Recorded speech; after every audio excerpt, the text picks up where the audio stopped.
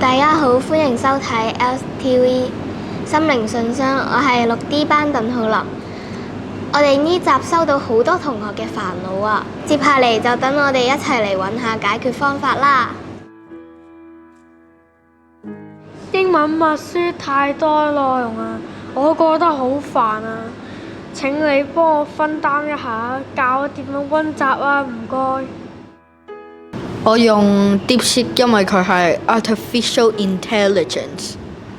我用隻手揞住背，然之後睇翻啱唔啱。我默嘅時候呢，我就溫晒全部。我會係默書嘅前4日慢慢咁樣溫咯，每日溫一個部分咯。我會用獎勵法，默完書之後睇你啱幾多個咯，唔啱就抄幾次，啱晒掛就可以玩一陣手機。我會每日溫少少。我會每日溫一個部分。你可以揞住就默。我會推薦大家用 iPad 之後錄低個音，自己串翻個字出嚟咯。溫咗自己覺得難嘅部分，跟住再溫簡單嗰啲。大家好啊，我係李思敏老師啊。首先呢，有啲5年級嘅同學仔呢就會問啦：哎呀，默書嘅內容咁多，我要點記啊？但係其實呢，首先多謝呢位同學嘅提問啦，因為呢，肯定呢位同學呢係非常關心自己嘅學習啊，同埋成績啊。咁呢，李老師呢對呢個問題呢有以下幾點嘅建議嘅。第一就係，我哋溫書呢，就唔係一日溫晒所有內容嘅，因為一頁紙咁長，點會記得啦？咁我哋就要合理咁分配啲時間啦。咁每次默書嘅日期呢，其實你喺1個星期或者係10幾日之前呢，其實已經知道啦。如果你睇翻你嘅手冊嘅話呢，你會知道所有嘅默書日期嘅。咁你又有默書紙咯，咁你就要分配啦。我要分幾多日去溫呢張默書紙呢？有啲同學可能分5日，有啲同學可能分7日。咁如果我將一張默書紙分7日去溫嘅話，每日我應該溫幾多呢？咁你可以計下，可能一日我溫4至5個單詞，或者係一段嘅長嘅説話。咁呢個就係我第一個建議咯。咁啊，分開嚟溫習就唔使咁壓力大啦。第二個建議呢，就係你要諗下我哋平時喺 Phonics 堂學嘅一啲讀音規則喎。因為呢啲讀音規則呢，其實係幫助大家呢去記住，原來某幾個字母係呢一個音，某幾個字母又係嗰一個音，咁啊幫助你記到好多單詞咯。因為好多單詞都係用緊同樣嘅拼寫規則嘅啫。咁所以呢，上 Phonics 堂嘅時候，我哋就要認真啲聽啦。老師講嘅例子呢，就可能係好簡單嘅喺 Phonics 堂嘅時候，但係呢，其實嗰啲簡單嘅例子呢，係會幫你記到一啲難嘅單詞嘅喎。咁你遇到好長嘅單詞嘅時候點辦呢？你將嗰啲長嘅單詞呢，分開幾個音節，逐個音節去研究一下，究竟點解係呢幾個字母拼喺呢個位置呢？咁呢個幾個字母係咩音呢？越多你發現呢個規律呢，你就越容易去記得一啲長嘅單詞啦。最後一個建議呢，我就建議大家呢，唔好淨係用你嘅眼睛去記啲默書嘅內容喎。咁我哋仲有咩啊？我哋仲有口，我哋仲有手，係咪啊？咁所以呢，我哋學習係要一個多感官嘅方式呢去記憶嘅喎。咁點樣用我哋嘅口同埋手啊？咁就當然係一邊用個口讀出嚟，一邊用眼睛睇，而且又一邊用隻手喺度寫啦。咁當然就唔係叫你成篇嘅默書紙係咁反覆抄，因為默書紙入邊已經有好多字呢，你之前可能1、2、3、4年級已經學過啊。咁你可以用個熒光筆呢畫出一啲你唔熟悉嘅新單詞，然後呢，你就用隻手抄多幾次，用個嘴巴讀多幾次。遇到要背誦嘅段落啊，譬如 recite dictation 嗰啲部分呢，咁我真係建議同學們呢，每天都要拎出嚟呢，念佢10次。或者係5次，或者係3次，根據你嘅能力去安排讀幾多次啦。但係你讀得越多呢，嗰啲嘢就會好深刻咧，記喺你個腦入邊㗎啦。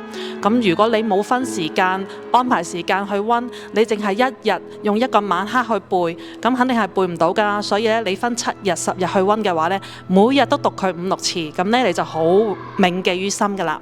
咁以上呢，就係李老師俾大家嘅建議啦，多謝大家。我做數學嘅時候，數學題目都成日解唔出嚟，我覺得自己退步緊啦，希望揾到方法提高自己嘅學習效率。我建議你上堂聽多啲書咯，上堂聽多啲書打好基礎咯，然後屋企再自己溫一下咯。如果計錯咗嘅話，可以叫爹哋媽咪同你解釋返。用直式。記完再記多次，睇下啱唔啱。跟住如果唔啱嘅話，叫屋企人解釋。我建議你哋有啲唔識嘅部分，老師講得唔係太詳細嘅，你自己踴躍去問老師一啲你覺得唔識嘅部分。你可以喺學校做完嗰個書，你可以再拎返屋企俾爸爸媽媽睇。你可以喺計完之後再驗算咯。計完之後再 check 多一次。我數學成日記錯數，覺得好困難。逐個部分學，每日做2頁數學練習咯。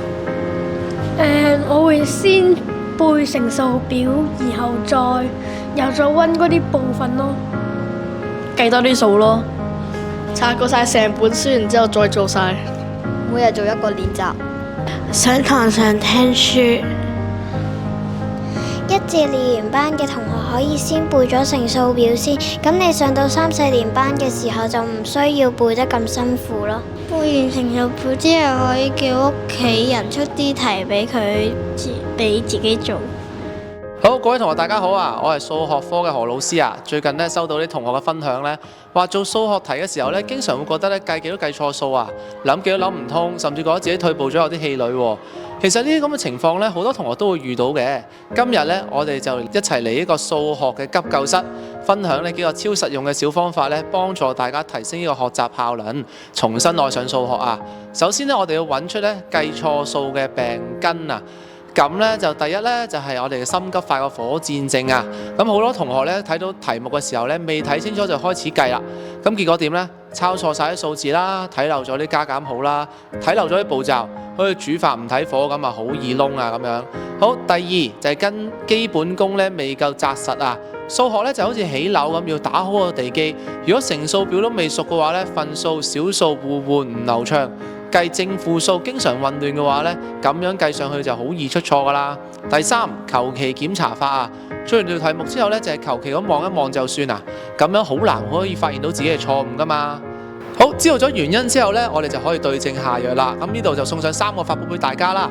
第一個，慢讀題做記號。咁我哋拎到題目之後呢，要用筆尖指住佢啦，慢慢咁喺心裏邊讀2次，或者可以用熒光筆圈住啲關鍵字眼啦，例如一共、相差、每人等等，做記號呢，就可以令到我哋呢睇到呢個題目嘅重點啦。第三，打草稿要整齊啊，唔好咧喺個求其喺一個角落度咧計數喎。我哋呢要用我哋嘅堂課冊啦，整齊咁去列式，整齊嘅草稿咧，先可以令你嘅思維咧更加清晰，之後檢查咧都容易百倍啊！第三樣嘢，反向檢查最穩陣啊！檢查咧唔係用同一個方法再做多次喎，最好咧就反向驗算啦。嗱，就好似加法咁啦，咁你反向驗算咪用翻減法咯，係咪？呢度我哋堂上都有教啦。咁講完計錯數啦，我哋就講下點解解唔到題啦。咁當你咧棘住嘅時候咧，試下呢個解題嘅3部曲啦。第一咧，深呼吸，就唔好放棄啊。覺得難係正常嘅，咁但係咧，我哋未必揾唔到方法噶嘛。深呼吸，飲啖水，同自己講我得嘅，淨係呢一刻可能緊張得滯嘅啫。第二步，拆解題目，化繁為簡啊。咁第一咧，我哋將啲複雜問題咧拆開幾個步驟。問題問緊啲咩咧？佢哋究竟俾咗啲咩資料我哋咧？究竟我哋有冇啲例題去參考一下呢？一步步嚟，唔好急。第三樣嘢，主動求救，善用資源啊！如果諗幾都諗唔明嘅話咧，就千祈唔好只收埋自己，可以問我哋嘅老師啦，問下同學啦，或者問下自己屋企人都得噶嘛。問唔代表你蠢，淨係代表你想積極咁解決問題嘅啫。我同其他嘅數學老師都好樂意幫助你噶。同學，嗱，數學唔係要你變成數學天才，而係想訓練你成為一個有毅力、有方法去解決問題嘅人。計錯數同埋暫時嘅解唔到題，只係我哋學習路上嘅小石頭嚟嘅啫。記住我哋今日分享嘅方法，同埋我哋嘅策略同埋錦囊，相信你自己每次進步一啲呢，咁你一定會發現到數學嘅樂趣同成功感嘅。加油！我講嘢太直啦，好容易令人會嬲啊！諗完先講。反省一下，睇下自己有冇一啲傷害人哋嘅嘢。